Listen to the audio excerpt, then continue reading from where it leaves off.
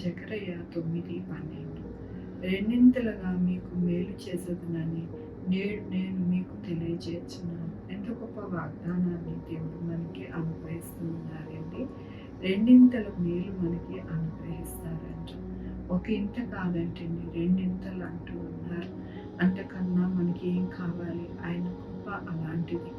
మనము ఒకప్పుడు అన్యులుగా ఉండినప్పుడు మరి మనకి తెలియని దేవుడు ఆయనే ఆయన కృప చేత మనలను రక్షించి ఆయన ఆకర్షించుకుని మనల్ని ఎంతగానో ఆయన రెండింతల కృపతో నడిపిస్తూ ఉన్నారు. కాబట్టి మన జీవితాలలో ఇలాగ మనము ఉన్నాము.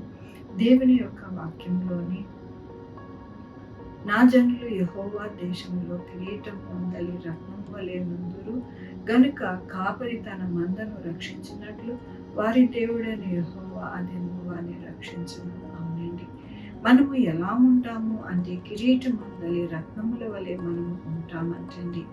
కాపరిగా మనకి ఉంటారంట. మందం చెదిరిపోకుండా, పాడైపోకుండా, మనకి అనారోగ్యాలు రాకుండా ఆయన సంరక్షకులుగా ఉండి మనకి మంచి కాపరిగా ఉండి మన జీవితాలను ఎంతగానో రక్షించి మనలను ఆయన కృప చేత నడిపిస్తాను అంటూ ఉన్నారు. మన దేవుడు గొప్ప దేవుడు. మనల్ని ఎల్లప్పుడూ కూడా ఎంతగానో ఆయన సంరక్షించే దేవుడుగా, రెండింతల దీవెనతో దీవించే దేవుడుగా మనకి ఉన్నారని ప్రతి ఒక్కరము కూడా సాక్ష్యం ఇస్తూ ఉంటాం. అదే దేవుడు మరొక్కసారి దేవుడు తెలియపరుస్తూ ఉన్నారు.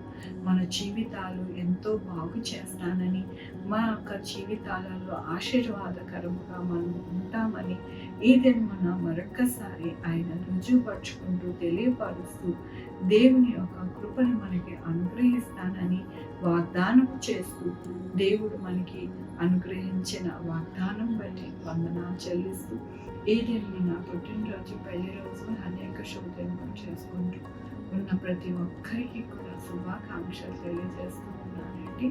మీ జీవితంలో దేవుని యొక్క ఆశీర్వాదము, ఆయన బహుమానము, ఆయన దీవెన, ఆయన ఐశ్వర్యము మీకు అనుగ్రహించిన ప్రార్థించుకున్నామండి. యెహోవా దేవా నా తండ్రి, నా ప్రభా, మీ కృపా కనికర స్థానం బట్టి నీకు స్తోత్రం చెల్లించుకున్నాను. గొప్ప దేవుడిగా మీరు రెండింతల ఆశీర్వాదం మాకు అనుగ్రహిస్తా అన్నారు నా ప్రభు. అలాగే నా మాణిక్యముల వలె నాయన మేము మెరుస్తూ అనేక రీతిలుగా నాయన అనేక మందికి వెలుగునిచ్చేవారుగా నాయన మమ్మల్ని మేము ఎంతగానో నా ప్రభు సంతోషకరముగా మా జీవితం ఉంటాయని నా ప్రభు మీరు సెలవిచ్చినందుకు ఉన్నారు. నేను నా పుట్టినరోజు, పెళ్లి రోజు అనేక శోధనలు చేసుకుంటున్నారు. అందరినీ దీవించండి, ఆశీర్వదించండి, మా కొరకు ప్రార్థించమని వారి